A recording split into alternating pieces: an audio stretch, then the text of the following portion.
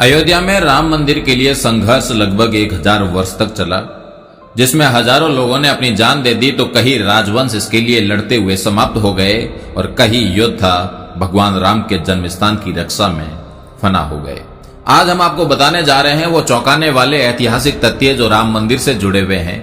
कन्नौज के गहड़वाल राजपूत वंश के 5 सम्राटों चंद्रदेव, मदनपाल, गोविंद चंद्र, विजय चंद्र और जयचंद्र के शासन काल में अयोध्या का चतुर्दिक विकास हुआ।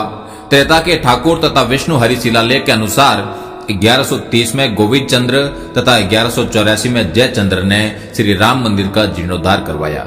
अवधवासियों के अनुसार आक्रांता से लड़ते लड़ते जयचंद्र की वीरगति के बाद हिंदुओं का सूर्य अस्त हो गया। देश में विदेशी आक्रांताओं का दौर बढ़ने लगा और भारत पर हो रहे आक्रमणों की इस कड़ी में खानवा के युद्ध के बाद महाराणा सांगा की मृत्यु तथा चंदेरी में मेदिनी राय प्रत्यार की वीरगति के बाद बाबर ने अवध पर विजय के लिए मीरा बाकी को सेनापति बनाया। वर्तमान अयोध्या के हंसवर के राजा रणविजय सिंह और उनकी पत्नी जयकुमारी ने अन्य स्थानीय राजपूत शासकों के साथ मिलकर बाबर के सेनापति मीर बाकी द्वारा श्री राम जन्मभूमि पर बाबरी मस्जिद का निर्माण के विरुद्ध युद्ध लड़ा। लगभग 15 दिन तक जन्मभूमि परिसर रणविजय सिंह के नियंत्रण में रही, किंतु अंततः युद्ध में सभी वीर गति को प्राप्त हो गए। मीर बाकी ने 1528 में मंदिर तोड़कर बाबरी मस्जिद का निर्माण करवा दिया।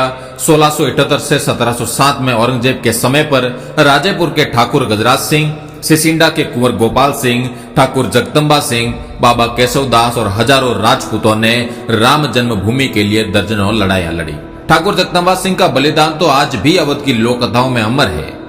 बाबर की मृत्यु के बाद मुगल सत्ता में जयपुर के शासकों का हस्तक्षेप अधिक रहा। काशी, मथुरा, वृंदावन सहित उत्तर भारत के ये सभी धार्मिक स्थल मान सिंह जी की जागीरी में आते थे।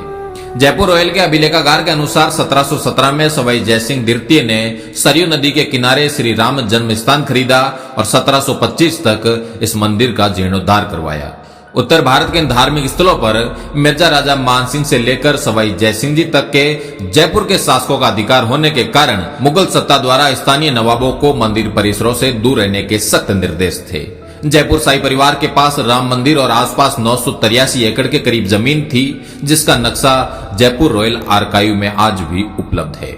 सवाई जयसिंह जी की मृत्यु के बाद यह क्षेत्र नवाबों के अधीन रहा। नवाबों के शासन में श्री राम जन्मभूमि पर पुनः मस्जिद का निर्माण होता रहा। अमेठी के राजा बंदाल गोती राजपूत वंश के गुरुदत्त सिंह और पीपरा के चंदेल राजा राजकुमार सिंह ने राम मंदिर के लिए नवाब शहादत अली खान के साथ लगातार 5 लड़ाइयां लड़ी।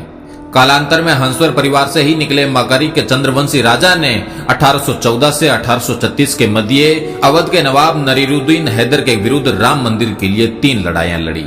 गोंडा के राजा देवी बख्श सिंह ने अवध क्षेत्र के सभी तालुकदारों और छोटे राज्यों को एकजुट किया और 1847 से 1857 के बीच कई लड़ाइयां लड़ी। इन लड़ाइयों में नवाब वाजिद अली शाह बुरी तरह हार गया और इन लड़ाइयों के दौरान ही एक छोटा चबूतरा और राम मंदिर परिसर में मंदिर का निर्माण किया गया। जन्मभूमि स्थल पर चबूतरे के निर्माण के बाद अमेठी के एक मौलवी अमीर अली द्वारा एक टुकड़ी रवाना की गई, जिसे भीटी के राजकुमार जयदत्त सिंह ने रोनाई गांव के पास रोक दिया और वहां पर एक लंबी लड़ाई हुई, जिसमें कई राजपूत सैन्य दल लड़ते हुए वीर गति को प्राप्त हो गए। 1857 की क्रांति के बाद ब्रिटिश सरकार ने मंदिर परिसर पर भविष्य में विकास कार्यों पर रोक लगा दी। देश आजाद हो गया, किंतु 1000 वर्षों तक चल रहे संघर्ष ने विराम नहीं लिया। राम मंदिर आंदोलन के जनक मेवाड़ के वीरम देवोत राणावत महंत दिग्विजय नाथ जी ने इस आंदोलन को संगठनात्मक स्वरूप दिया और 1969 में अपनी समाधि से पूर्व तक अनवरत इस काम में कार्यरत रहे। उत्तर प्रदेश के तत्कालीन मुख्यमंत्री वीर बहादुर सिंह रघुवंशी ने 1 फरवरी 1986 में पहली बार राम मंदिर के ताले खुलवाए। 1949 में केंद्र तथा राज्य सरकार पर विवादित ढांचे से प्रभु श्री राम की मूर्ति हटाने का दबाव था। उस समय फैजाबाद के सिटी मजिस्ट्रेट ठाकुर गुरुदत्त सिंह ने मूर्ति नहीं हटने दी। फलस्वरूप उन्हें अपनी नौकरी से हाथ धोना पड़ा। निर्मोही अखाड़े के संतों के बाद शायद अशोक सिंघल पहले प्रमुख हिंदू नेता है जिन्होंने स्वीकार किया कि ठाकुर गुरुदत्त सिंह के योगदान ने राम जन्मभूमि के इतिहास की दिशा बदल दी और राम जन्मभूमि पर नियंत्रण के लिए हिंदू संघर्ष की समय रेखा में एक मील का पत्थर स्थापित किया।